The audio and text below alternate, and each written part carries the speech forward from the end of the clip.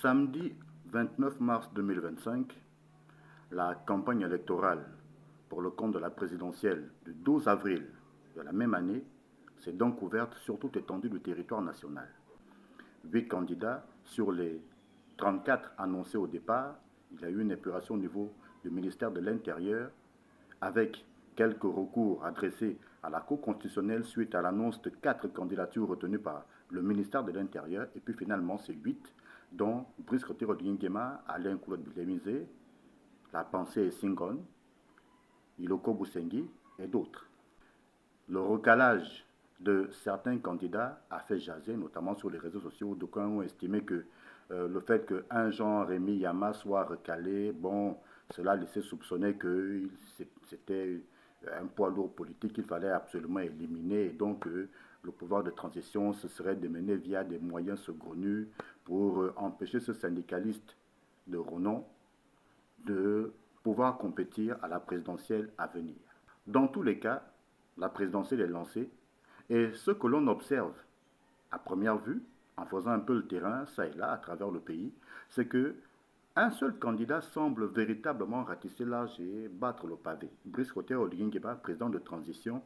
qui brigue un mandat électif, le premier, parce qu'il n'est que président de transition, il n'a pas un mandat, et cette fois, il veut être président élu pour, comme le dit-il depuis le début, poursuivre dans la lancée par lui entamée avec le CTRI dès le matin du 30 août 2023 avec la prise de pouvoir par les militaires, ce coup d'État, coup de libération rebaptisé, qui a donc mis un terme au règne d'Ali Bongo. Pour lancer sa campagne, Oligui Nguema a mis en place la plateforme des bâtisseurs, rebaptisée rapidement le Rassemblement des bâtisseurs, et qui a enregistré des centaines d'adhésions, partis politiques, confessions religieuses, associations, ONG, organisations à base communautaire, etc. Jeunes,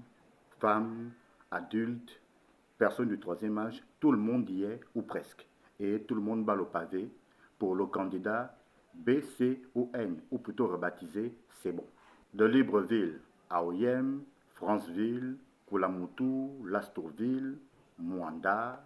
Bitam, Ovendo, Ntoum, Kango, Lambaréné, Mouila, Chibanga et j'en passe, tout semble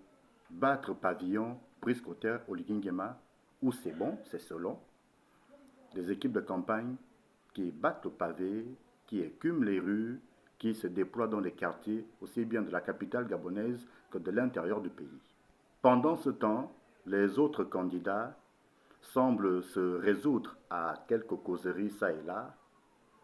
quelques sorties médiatiques, conférences de presse, points de presse, quelques podcasts dans des médias en ligne, mais pas véritablement de meetings d'envergure,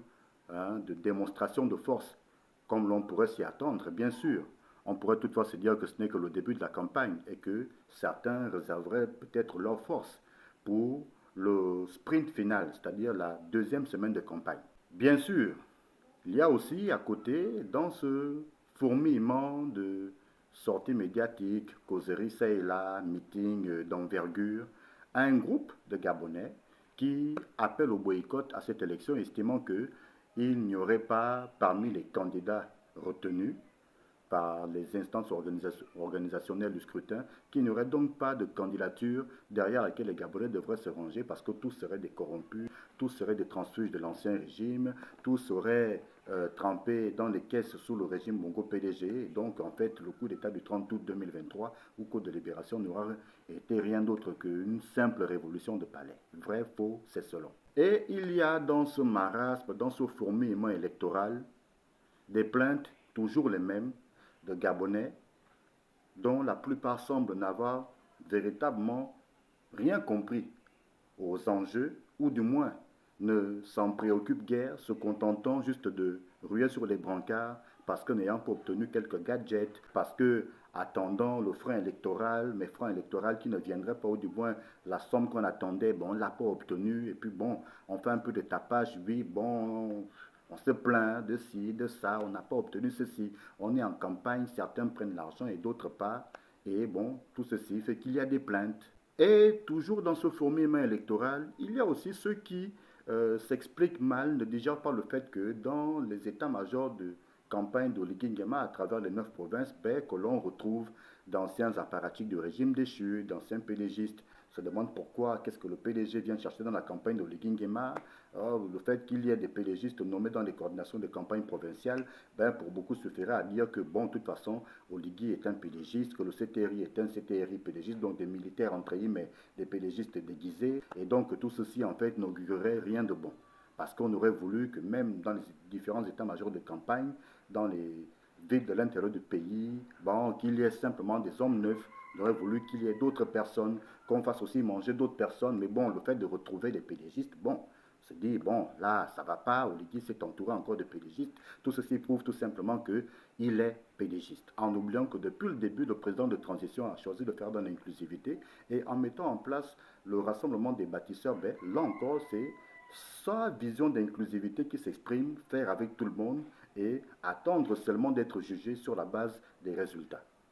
Pendant ce temps, les autres candidats, disais-je donc, mènent une campagne quelque peu timide. On s'essaie à quelques causeries ici, on trempe les pieds dans l'eau,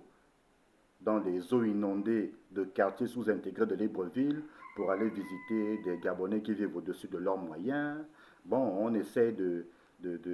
marteler l'idée qu'il faut mettre en place une commission vérité-réconciliation, d'autres qui disent qu'ils vont amener le SMIC à 150 000 francs pour permettre aux Gabonais de vivre au-dessus de leurs moyens, en oubliant que même avec 150 000 francs aujourd'hui, en réalité, un Gabonais normal ne peut même plus vivre allègrement parce qu'il y a cette difficulté de maîtrise des coûts, des denrées, des produits de première nécessité, parce que le niveau de vie au Gabon, singulièrement pour ce qui est de l'alimentation, coûte très cher. Bon, on va dans des utopies, oubliant de faire le bilan du passé où X ou Y était aux affaires. On se présente devant l'opinion comme des personnes neuves, en essayant de se donner une virginité politique et qui ferait que, bon, les Gabonais qui ont une mémoire oublieuse ne vont pas être très regardants là-dessus, puis vont simplement considérer que le discours qui leur est porté est un discours d'homme neuf, et donc il faudrait se rallier derrière sans vérification, en étant donc amnésique à souhait. Voilà donc cette campagne qui s'est ouverte. Timidement donc dans l'ensemble, à l'exception de Brice Oligui Nguema, BCON ou plutôt C'est Bon, qui bat le pavé et qui semble aller avec les faveurs des pronostics, sans vouloir se prononcer en faveur de tel ou tel candidat, mais c'est le constat sur le terrain. On regarde tout ça de près et très bien, on avance.